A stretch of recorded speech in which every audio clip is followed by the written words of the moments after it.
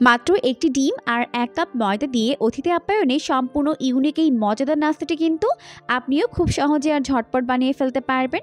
দেখতে অনেক বেশি আকর্ষণীয় হয় আর খেতেও কিন্তু হয় দুর্দান্ত মজার। বিকেলের নাস্তার জন্য আপনিও কিন্তু ঝটপট আর কম সময়ে এই মজাদার নাস্তাটিকে সহজে তৈরি করে ফেলতে পারবেন। একবার তৈরি করে দেখবেন, পরিবারের ছোট বড় সবাই অনেক বেশি পছন্দ করবে আর অনেক মজা করে খাবে। তাহলে চলুন দর্শক, দেখে নেওয়া যাক এই রেসিপির পুরো প্রস্তুত প্রণালী। নাস্তা তৈরি করার জন্য প্রথমে একটি বোলের মধ্যে দিয়ে দিব ১ কাপ পরিমাণ ময়দা, হাফ চামচ পরিমাণ লবণ আর ১ টেবিল চামচ পরিমাণ সয়াবিন তেল। এরপর সবকিছুকে একত্রে খুব ভালো করে মিশিয়ে নিতে হবে ময়দার সঙ্গে। এভাবে ঘষে ঘষে মিশিয়ে নিচ্ছে। একটু সময় নিয়ে মেশাতে হবে যাতে করে পুরোটা ময়দার সঙ্গে তেল খুব ভালো করে মিশতে পারে, তাহলে নাস্তাগুলো অনেক বেশি ক্রিস্পি আর খাস্তা হবে। তো খুব ভালো করে মিশিয়ে নেওয়ার পর এখন এর মধ্যে অল্প অল্প করে নর্মাল তাপমাত্রার পানি দিয়ে এটাকে মেখে নিতে হবে। চেষ্টা করবেন এখানে পানি একবারে না দিয়ে অল্প অল্প করে দিয়ে মিশিয়ে নিতে, এতে করে ডোটি একদম পারফেক্ট হবে। তো একটু সময় নিয়ে এইভাবে অল্প অল্প করে পানি দিয়ে মিশিয়ে নিতে হবে। তো অল্প অল্প করে পানি দিয়ে ভালো করে মেখে আমি এরকম একটি সফট ডো তৈরি করে নিয়েছি। এখন এর উপরে অল্প একটু সয়াবিন তেল লাগিয়ে দিব, দিয়ে ঢেকে রেখে দিব প্রায় 10 মিনিটের জন্য। এই 10 মিনিটের মধ্যে ডোটি খুব ভালোভাবে সেট হয়ে যাবে। তো এটাকে এখন ঢেকে রেখে দিচ্ছি 10 মিনিটের জন্য। এরপর আমরা এই নাস্তার বাকি প্রিপারেশনটা করে নিব। তার জন্য চুলায় একটি প্যান বসিয়ে এর মধ্যে দিয়ে দিচ্ছি প্রায় 3 টেবিল চামচ পরিমাণ সয়াবিন তেল। এখন এর মধ্যে অ্যাড করে দিলাম প্রায় 4 টেবিল চামচ পরিমাণ পেঁয়াজ কুচি। এখন পেঁয়াজগুলোকে হালকা গোল্ডেন ব্রাউন করে ভেজে নিতে হবে। তো উল্টে পাল্টে পেঁয়াজগুলোকে এরকম গোল্ডেন ব্রাউন করে ভেজে নেওয়ার পর দিয়ে দিলাম 1 চামচ পরিমাণ আদা রসুন বাটা, দিয়ে পেঁয়াজের সঙ্গে ভালো করে এটাকে ভেজে নিচ্ছে। তো পেঁয়াজের সঙ্গে ভালো করে ভেজে নেওয়ার পর এখন এর মধ্যে অ্যাড করে দিচ্ছে হাফ চামচ পরিমাণ জিরার গুঁড়া আর অল্প একটু পানি দিয়ে দিব যাতে করে গুঁড়া মশলাগুলো পুড়ে না যায়। দিয়ে খুব ভালো করে মশলাগুলোকে কষিয়ে নিতে হবে। এই পর্যায়ে খুবই সামান্য পরিমাণে হলুদের গুঁড়া আর হাফ চামচ পরিমাণ দিয়ে দিলাম লাল মরিচের গুঁড়া, স্বাদ মতো দিয়ে দিলাম লবণ, দিয়ে খুব ভালো করে মশলাগুলোকে কষিয়ে নিতে হবে। আর আমি এর মধ্যে খুবই সামান্য পরিমাণে গরম মশলার গুঁড়া অ্যাড করেছে। এরপর এর মধ্যে এভাবে কেটে নেওয়া বাঁধাকপি দিয়ে দিচ্ছে। আপনারা এখানে আপনাদের পছন্দ মতো হাতের কাছে থাকা যে কোনো সবজি অ্যাড করতে পারবেন, চাইলে আলুও দিতে পারবেন।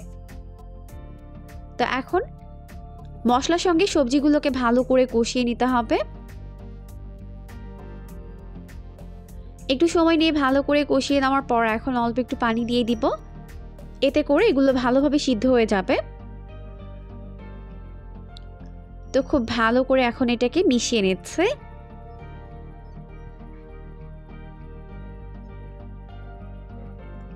এখন জাল করে নিব যতক্ষণ না পর্যন্ত এটা ভালোভাবে সিদ্ধ হয়ে যায়।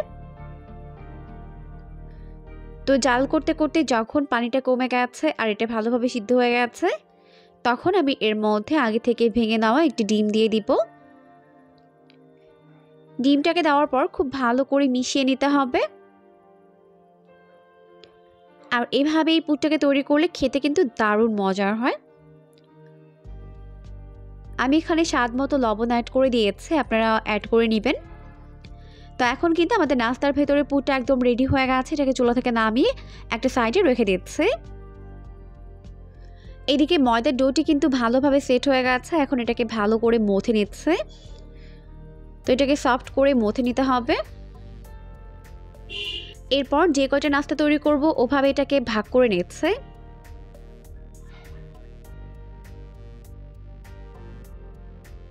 তো যে কয়টা নাস্তা তৈরি করব ওভাবে এটাকে ভাগ করে নিয়েছে।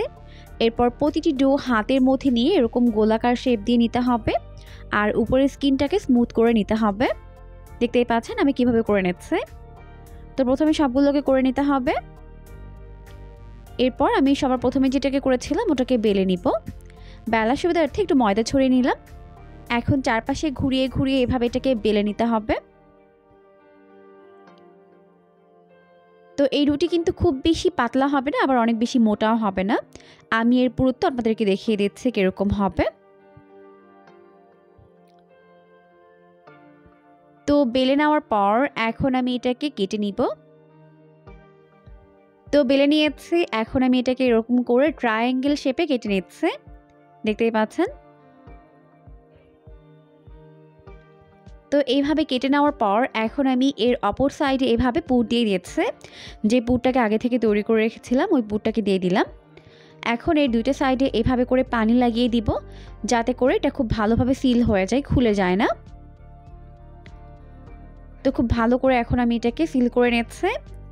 এভাবে চেপে চেপে সিল করে দিতে হবে যাতে এটা খুলে না যায়।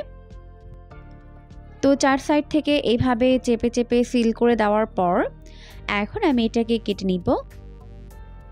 তো দেখতেই পাচ্ছেন আমি এটাকে কীভাবে কেটে নিচ্ছি, এখানে আসলে বলে দেওয়ার কিছুই নেই, আপনাকে দেখেই বুঝে নিতে হবে আমি এটা কীভাবে করে নিচ্ছি।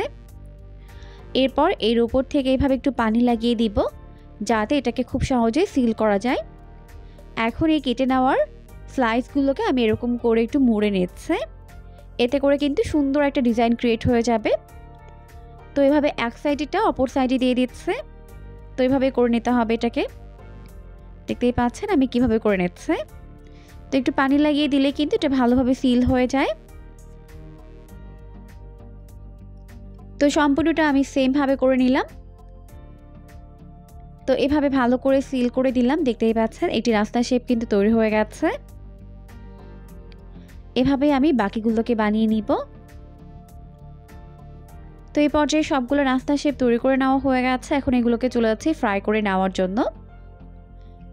তো নাস্তাগুলোকে ফ্রাই করার জন্য প্রথমে চুলায় একটি প্যান বসিয়ে দিয়েছে, যথেষ্ট পরিমাণে সয়াবিন তেল দিয়ে তেলটিকে ভালোভাবে গরম করে নিয়েছে। এরপর এর মধ্যে একটি একটি করে নাস্তার শেপগুলোকে দিয়ে দিব, একবারে যতগুলো ধরে দিয়ে দিচ্ছে, আর বাকিগুলোকে পরের ব্যাচে ভেজে নিতে হবে। তো চুলার আঁচটিকে মিডিয়াম ফ্লেমে রেখে এটাকে ভেজে নিব, এতে করে ভেতরে এবং বাইরে ভালোভাবে কুকড হতে পারবে। প্রথমে একটা সাইড 1 মিনিটের মতো ফ্রাই করে নেওয়ার পর এখন আমি এটাকে উল্টে দিচ্ছি অপর পাশটিকে ফ্রাই করে নেওয়ার জন্য।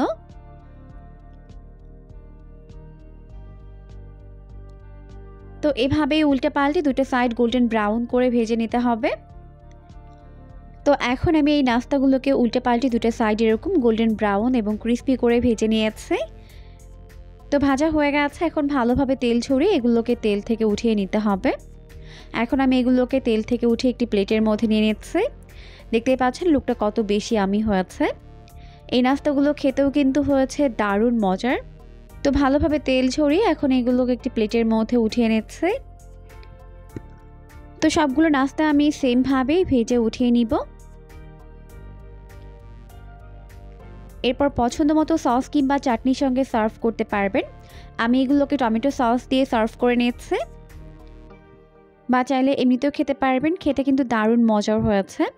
অবশ্যই রেসিপিটিকে ফলো করে বাসায় ট্রাই করবেন, দেখবেন পরিবারের ছোট বড় সবাই অনেক বেশি পছন্দ করবে। এরকমই আরও সমস্ত নতুন রেসিপি প্রতিদিন পেতে অবশ্যই চ্যানেলটিকে সাবস্ক্রাইব করে রাখবেন, পরবর্তী ভিডিওর আপডেট সবার আগে পাওয়ার জন্য। পরবর্তী ভিডিও দেখার আমন্ত্রণ জানিয়ে আজকের মতো তাহলে এখানেই বিদায় নিচ্ছি। সবাই অনেক অনেক বেশি ভালো থাকবেন। আল্লাহ হাফিজ।